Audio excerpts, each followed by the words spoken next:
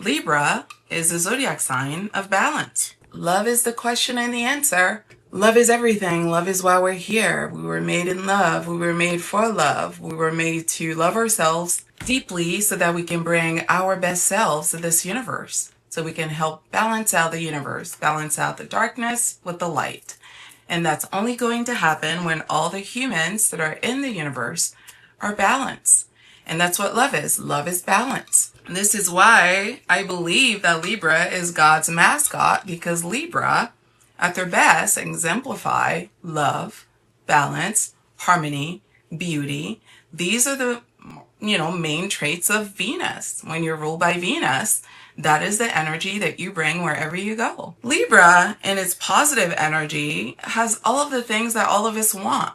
Balance, it's about harmony, it's about love. This is why Libra is so kind, because Libra knows that if you want to invite those things, you gotta have good energy. So you guys call it fake. I call it Libra trying to align themselves with divinity. The full moon in Aries is a time really to reset. It's a time to get back into alignment with ourselves with regards to our divine purpose, our divine instincts, the goals that God has put into our souls, the purpose of our existence. We are here to materialize that. We're here to bring our true spiritual essence to light in this universe. We're here for no other reason but to let God's light shine through us. There were spiritual gifts that we're supposed to come to this realm and share with our brothers and sisters. Being grateful is the fastest way to manifest the life of our dreams. We're being called to balance out the energies between our commitment to ourselves and our commitment to our community. It's really about how much of our energy are we giving to ourselves and how much of our energy are we giving in partnerships. A lot of people suffer from imposter syndrome, low self-esteem, low self-worth. Unfortunately, instead of recognizing that they have this lack mentality, this fear-based mentality that keeps them playing small, and that keeps them in this energy of lack, and that keeps them feeling bad about themselves and so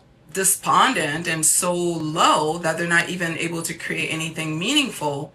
What they do is instead they turn that negativity outward and go around in the world shitting on other people, because it's so much easier, right, to be mean to other people than it is to actually look at our brokenness, right, and look at the ways that we hurt, and look at the love that we didn't get when we were kids, and look at the suffering that we've gone through as kids, and look at the trauma that we've suffered, and investigate how that trauma has rewired us and has impacted us in a negative way and continues to impact us in a negative way.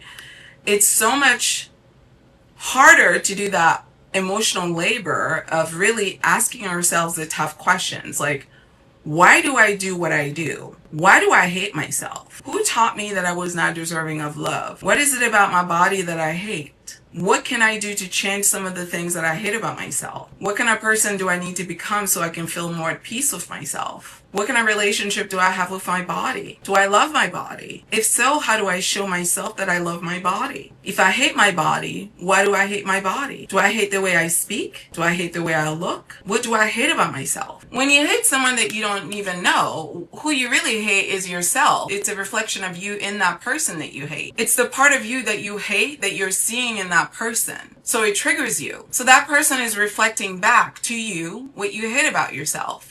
So that's why you're triggered. If you think, as an example, that being rude is something that you hate, because you hate when you're a rude person, right? When you see other people being rude, it's going to be triggering to you. The reason for that is because you value being a kind person. You value being a respectful person. You value being somebody that treats people with kindness and with respect and with consideration. But because you're human, you know that there are times, depending on what kind of emotional state and mood you're in, when unfortunately you don't give people your very best. And when unfortunately you give people your rude self. And when you do that, you really don't like it. But the difference between somebody that hates themselves and somebody that is evolved is that the people that are evolved, when they do that, they stop themselves, right?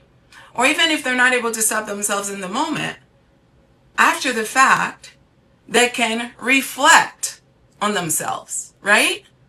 and go, what did I do back there? What was that about? Why was I speaking that way to that person? What was going on with me when I was doing all these things? Why did I think that was a good thing to do? Why did I think that was a good idea? And then go, I can't believe I did that. That wasn't nice. That was really mean. That person didn't deserve that.